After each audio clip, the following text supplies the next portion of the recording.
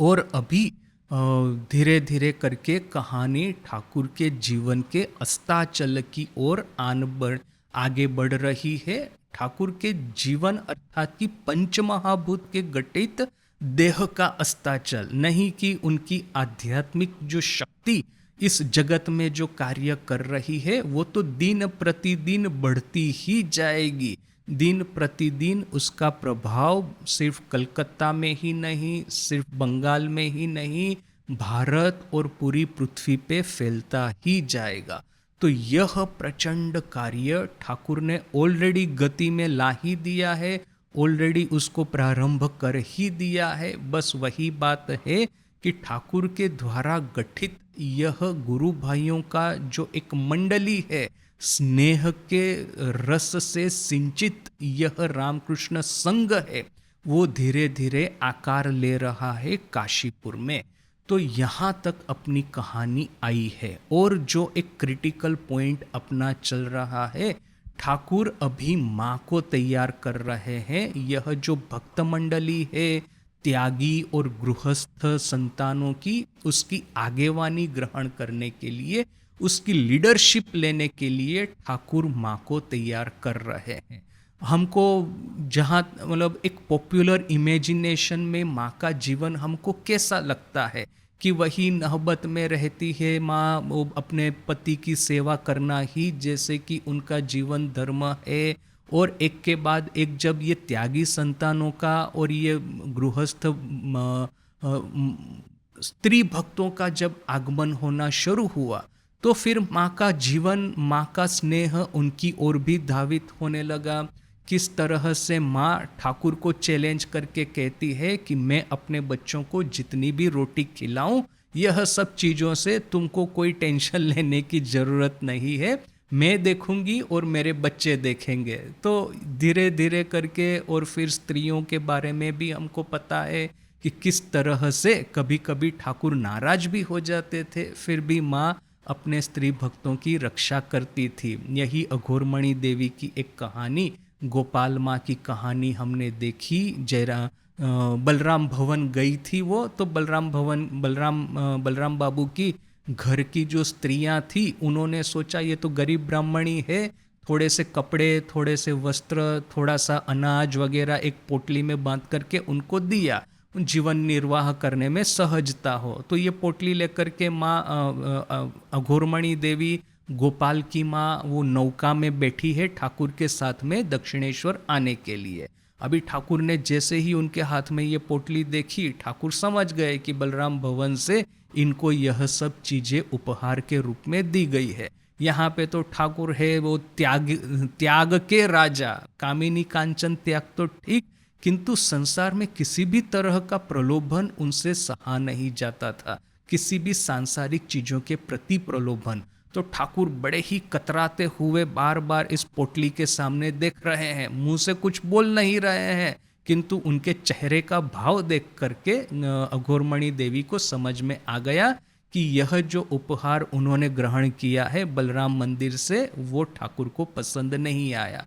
तो बेचारी ये गोपाल की माँ भी बड़ी दुखित हो गई। जैसे ही नौका दक्षिणेश्वर में आई, माँ वो सीधी गई नहबत में माँ शारदा के पास में, और बड़ी ही दुखी होकर के रोती रोती कहने लगी कि माँ, मैं तो ये लेके आई वहाँ से, ठाकुर को ये बात बिल्कुल पसंद नहीं आई, तो मैं अभी इसको गंगा में फेंक देती हूँ।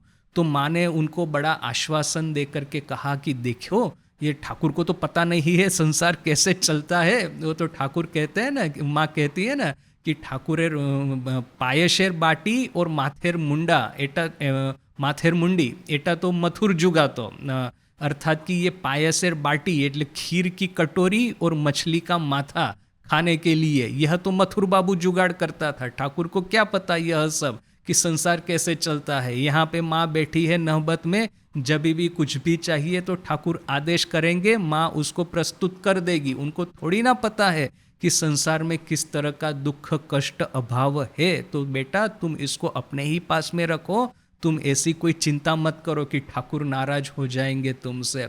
तो अघोरमणि देवी के मन में थोड़ा सा विश्वास, सांत्वना प्राप्त हुई, सधियारा प्राप्त हुआ, और उन्होंने वो उपहार जो था अपने पास में रख दिया। देखिए ठाकुर ऑर्डर करके जैसे ही सब चीज़ें ठाकुर के पास में आ जाती थी, उसका एक उदाहरण है, एक फनी स्टोरी। वही जयराम बाटी की, हमने उस जयराम बाटी वाले चैप्टर में इसका पाठ भी किया था गंभीरानंद जी की पुस्तक में। एक बार खाने के लिए बैठे हैं ये ठाकुर और हृदय, जयराम बाटी की ना कामार पुकुर की बात है। उस समय ये लोग दक्षिणेश्वर से लोग जब कामार पुकुर गए थे उस समय की बात है। और उस समय माँ को भी जयराम बाटी से बुलाया गया था, तो माँ भी खाना बना रही थी उस समय ठाकुर के लिए। तो वो रामलाल दादा की जो पत्नी जो है, रामलाल की माँ जो है, अर्थात की रामेश्वर की पत्नी, रामेश्वर थे ठाकुर के मध्यम भ्राता। ठाकुर सबसे छोटे थे, रामकुमार, रामेश्वर, रामकृष्ण, 3 भाई थे। तो उसमें जो रामेश्वर थे उनकी पत्नी उस समय थी, तो वो और माँ शारदा देवी ये दोनों खाना बना रही थी। तो ठाकुर ने खाते खाते कहा कि यह जो एक पकवान है वो जिसने बनाया है वो है रामदास बद्दी, और यह जो पकवान है वो जिसने बनाया है वो है छीनाथ सेन, छीनाथ हाथुड़े। अर्थात कि क्या कि ये रामदास बोल करके एक वैद्य था, इसका एक स्टैंडर्ड था, जो कि एक क्रेडिबिलिटी थी। वो जब ट्रीटमेंट करेगा तो ट्रीटमेंट का अच्छा फल भी आता था।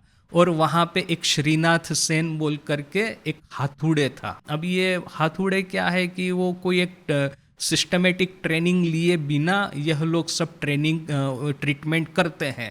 वो रोगी का यदि कल्याण होना है, रोग दूर होना है तो हो भी सकता है, नहीं होने से ये बेचारों की अवनति भी होती है, ये बेचारों का मृत्यु भी होता है।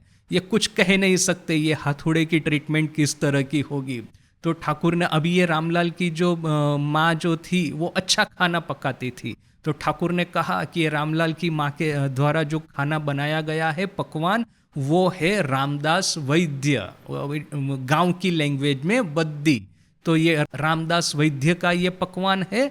और यह जो माँ ने जो बनाया है पकवान वो है छीनाथ सेन, छीनाथ हाथुड़े।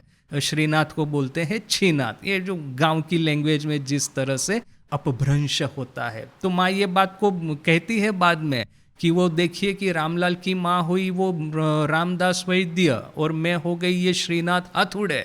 तो इस तरह से ठाकुर मुझे कहते थे। किंतु क्या देखिए कि जैसे ही ठाकुर ने कहा हृदय हंसने लगा, और फिर हंसते हंसते क्या कहता है कि ये तो बात सही है कि ये रामलाल की माँ है वो रामदास वैद्य की तरह अच्छा पकवान बनाती है।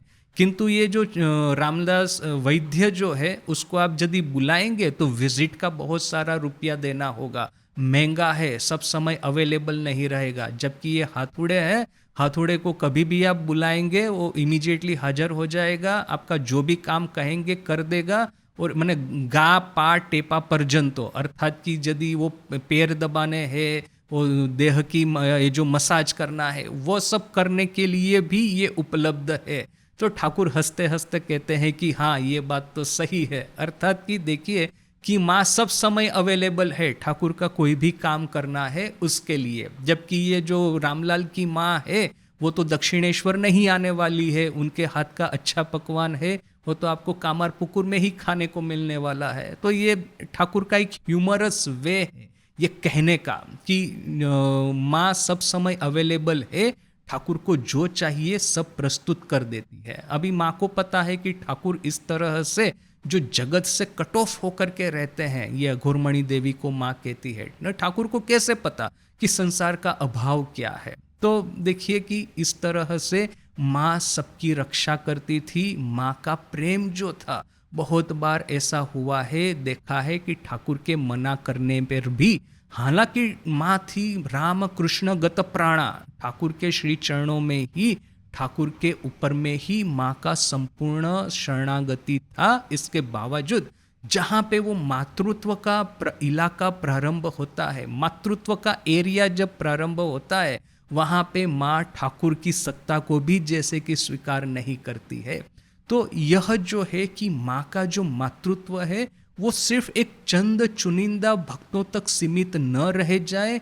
माँ का मातृत्व, अपने ये जो स्नेह पाश है उसमें पूरे विश्व को धीरे धीरे करके आवृत कर ले, इसके लिए ठाकुर माँ को तैयार कर रहे थे।